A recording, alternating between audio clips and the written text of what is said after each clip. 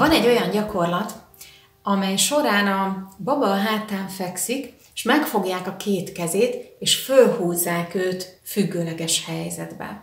Nagyon-nagyon sok a félreértés körül a gyakorlat körül, meg a pontatlan információ, a tévinformáció, amiket tisztázunk itt most, mert azt gondolom, hogy ezzel nagyon jól segítjük a baba fejlődését, sőt, nagyon sok aggodalmat tudunk, fölösleges aggodalmat megszüntetni.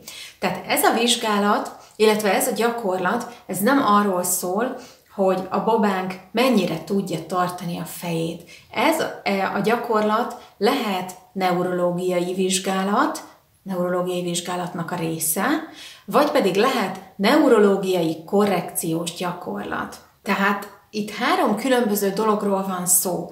Az egyik kérdés az, hogy hogyan tartja a baba a fejét. A másik az egy neurológiai vizsgálat, a harmadik pedig egy neurológiai korrekció, szaladjunk ezen végig.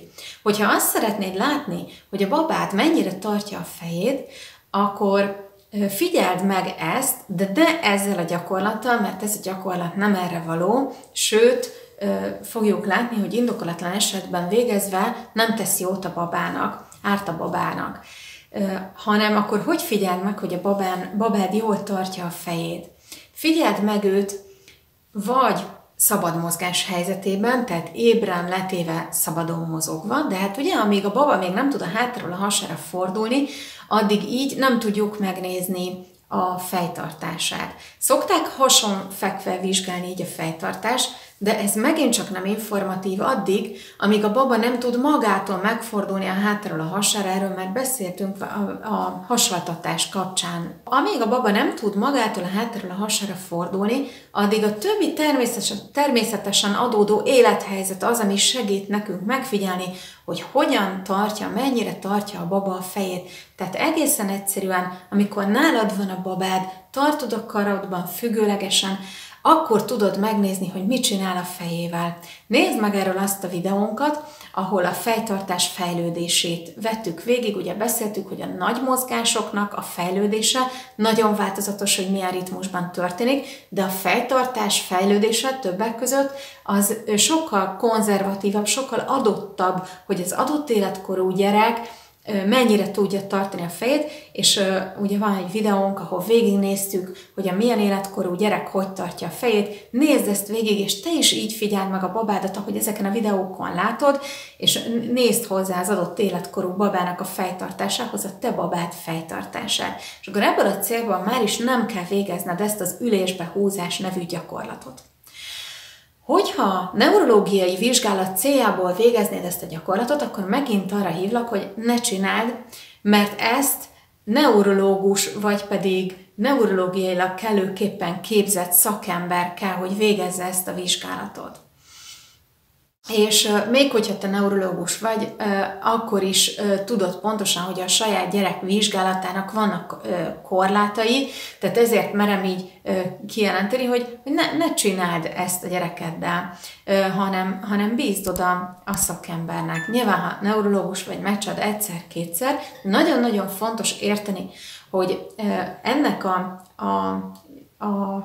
gyakorlás, az ülésbe húzásnak a gyakorlása, az a mozgásfejlődés szempontjából ültetésként hat a babára. Semmi baja nem lesz tőle, hogyha annyiszor végezzük a babával, ahányszor erre neurológiai vizsgálat kedvéért szükség van, hiszen ez egy abszolút megszámolható egyszeri, kétszeri, háromszori alkalom. De gyakorlásra, ha elkezdjük csinálni, akkor az nyomot hagy a baba mozgásán, megjelenik a babának ez a hasizomból fölhúzom magam mozdulata, ami további hatásokkal összeadódva idő előtti üléshez tud vezetni, és az idő előtti ülés bizony elveszi a nagyon értékes időt attól, ami most percben a leghatékonyabb fejlesztés lenne a babának, tehát a szabad mozgástól. A harmadik dolog, amiért felmerül ez a gyakorlat, az a neurológiai korrekciós gyakorlat. Tehát vannak olyan neurológiai eltérések, amiknek a korrigálására nagyon is jó ez a gyakorlat, és szükség van rá. Ha ti érintettek vagytok, akkor ennek a korrekciónak az alkalmazását meg kellett, hogy előzze neurológiai vizsgálat, neurológiai diagnózis.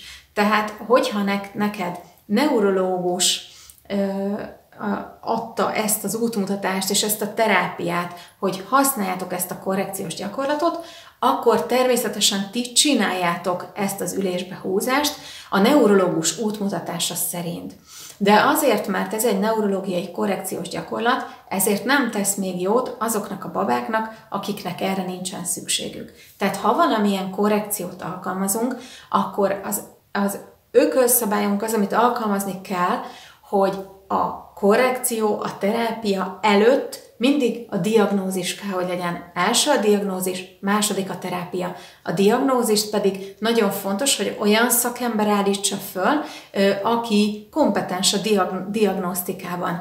Tehát nem gyógytornász, nem kiropraktőr, nem dévényes, mi szintén gyógytornászt jelent, speciálisan képzett gyógytornászt, a gyógytorna, a dévény, és az összes többi, ugye TSMT torna, és az összes többi ilyen, ezek mind korrekciós eljárások, terápiák, amik csak akkor biztonságosak és kellően megalapozottak, hatékonyak, hogyha van valamilyen diagnosztizált eltérés a háttérben, és hogyha mérlegeltük az eltérésnek a valószínűsíthető okát is.